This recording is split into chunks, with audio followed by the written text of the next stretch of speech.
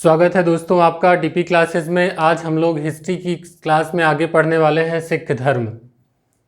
सिख धर्म पढ़ने के पहले आपको ये बता दूं कि अभी तक जो हम लोगों ने पढ़ा वो यूरोपियों का आगमन किस तरीके से होता है, कैसे वो जीतते हैं भारत के एक एक प्रांतों को।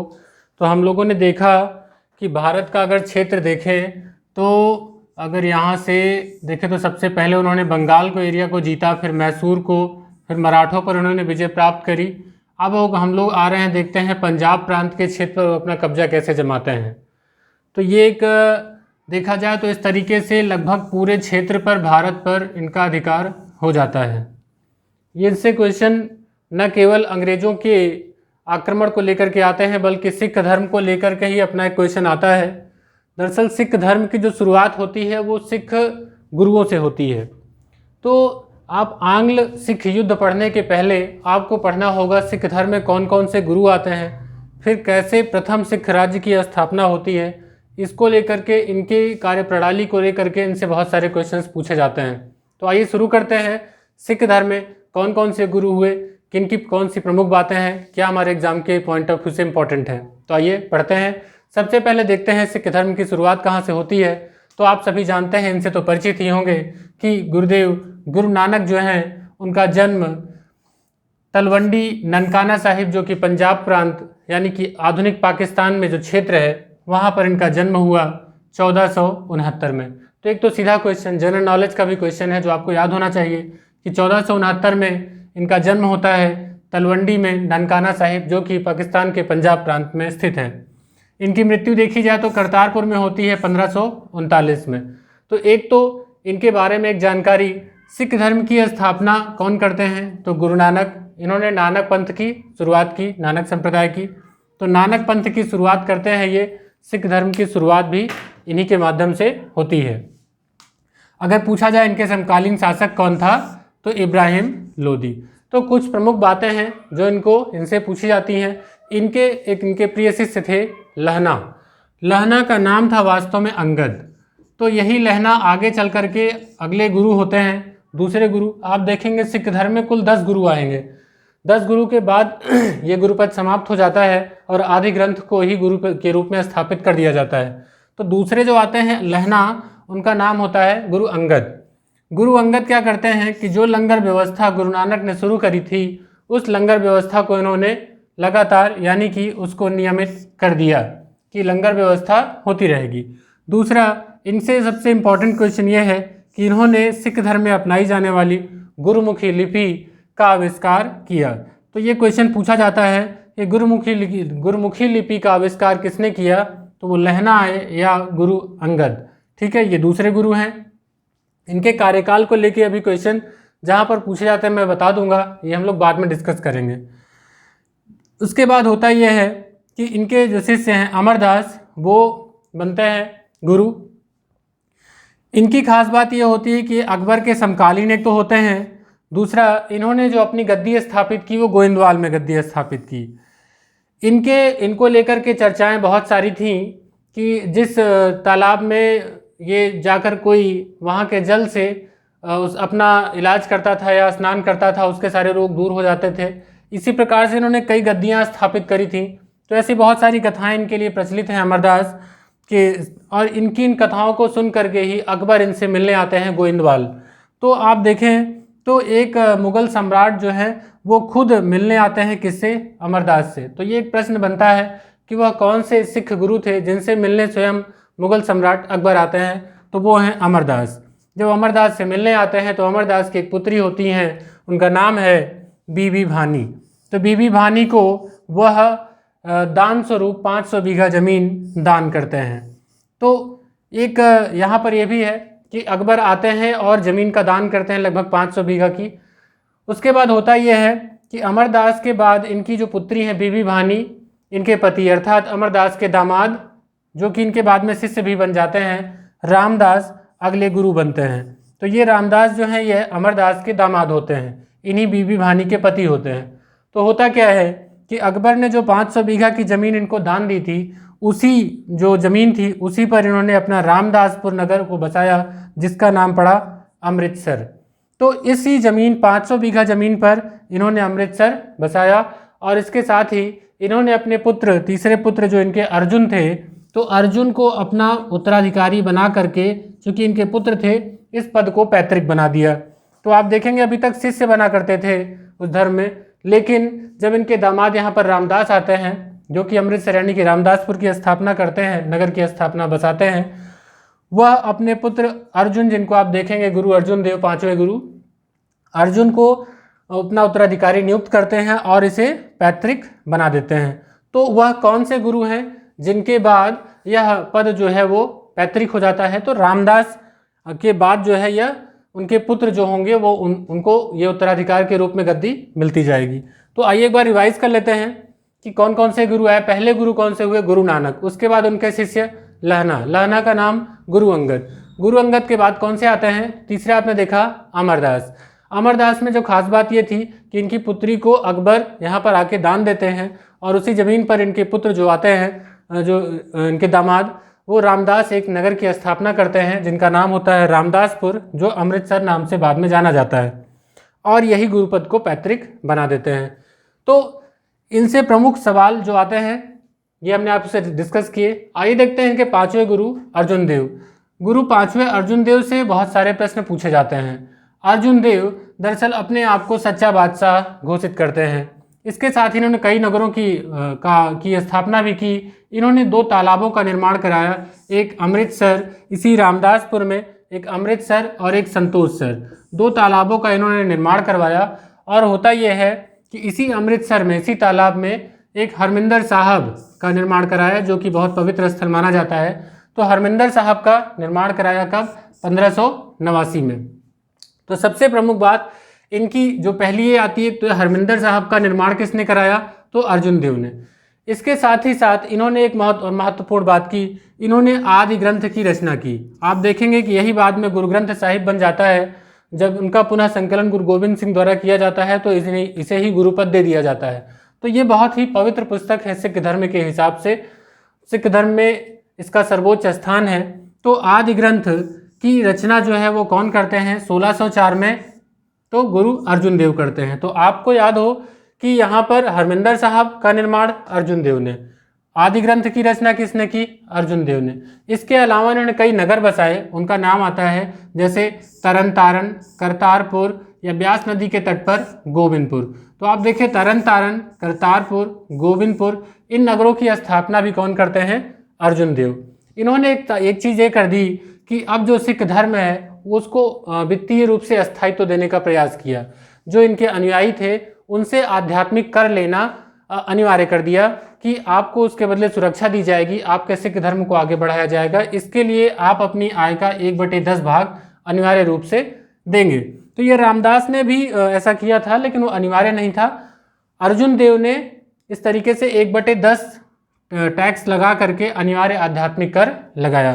तो इनसे कुछ जो इनकी क्रियाओं को लेकर सवाल है वो सबसे ज़्यादा हरमिंदर साहब आदि ग्रंथ को लेकर के, फिर नगरों का, तालाब का निर्माण, और उसके बाद आप देखें अनिवार्य आध्यात्मिक कर 1/10, आय का जो 1/10 है वो ये लगाते हैं। एक बार ये क्वेश्चन हमेशा पूछा जाता है कि कौन से ऐसे गुरु हैं सिखों में जिनको जहांगीर द्वारा फांसी दे दी जाती है। होता यह है कि जहांगीर के पुत्र जो खुसरो होते हैं, खुर्रम और खुसरो उनके 2 पुत्र थे। खुसरो जो हैं वो विद्रोही होते हैं, वो आते हैं और इनसे इनका पक्ष, अपना पक्ष चाहते हैं कि इनका साथ दें। तो अर्जुन देव जो हैं उनके समर्थन में आ जाते हैं। इसकी वजह से जहांगीर इनको बुलाते हैं और बाद में 1606 में इनको मृत्युदंड दे दिया जाता है। तो जहांगीर द्वारा इनकी हत्या कर दी जाती है, गुरु अर्जुन देव की फांसी इनको दे दी जाती है।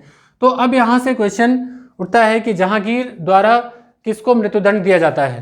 तो वो है गुरु अर्जुन देव। अब तक आप देखेंगे कि अब तक सिख धर्म जो है वो आध्यात्मिक तौर पर आगे बढ़ रहा था, लेकिन जब उनके गुरु की हत्या होती है तो आने वाले जो गुरु होंगे वो अपने आप को सैन्य शिक्षा के लिए मजबूत बनाना चाहेंगे, क्योंकि उनके गुरु की हत्या सिख धर्म के लिए एक बहुत बड़ा चोट थी।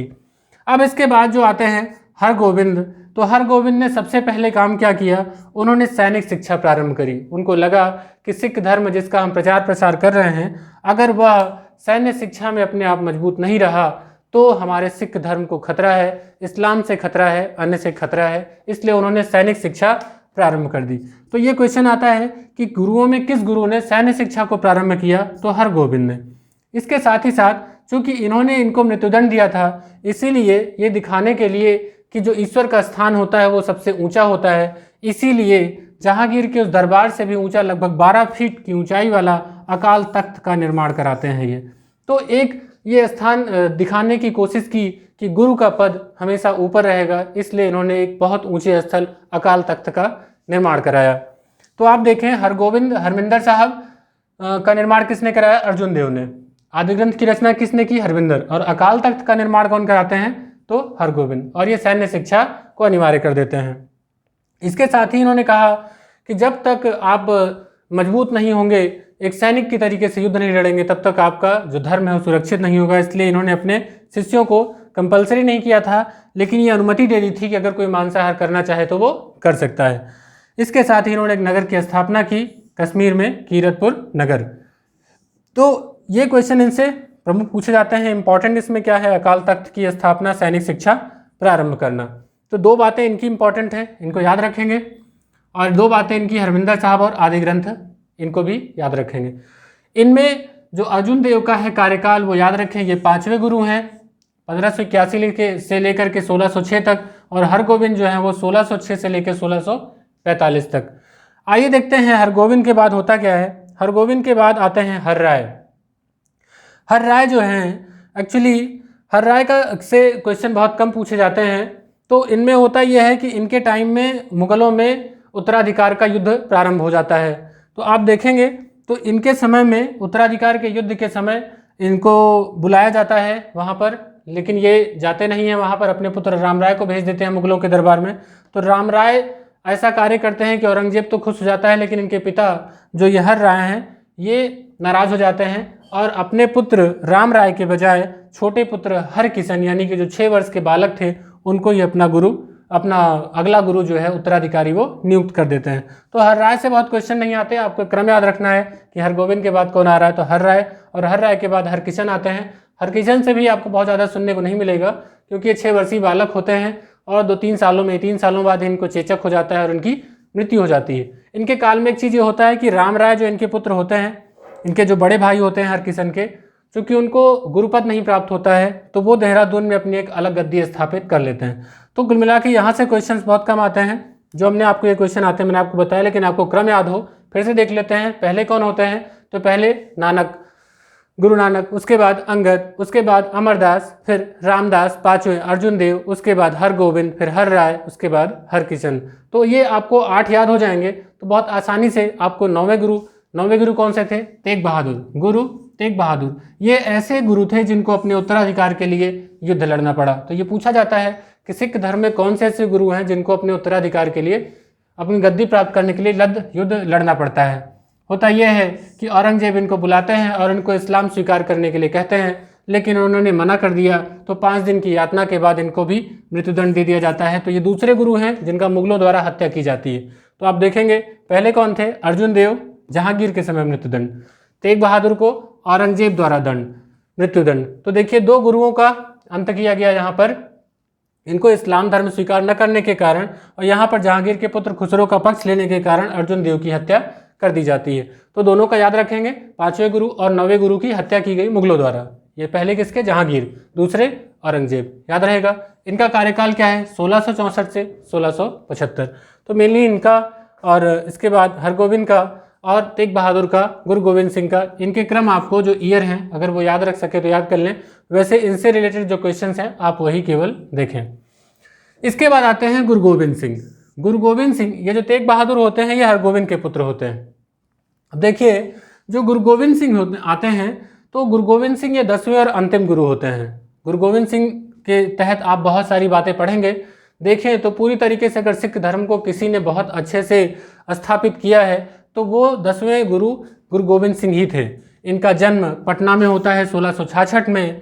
इसके साथ ही इनका जो सबसे प्रमुख कार्य था कि आनंदपुर नगर की इन्होंने स्थापना की, वहाँ पर अपनी गद्दी स्थापित की।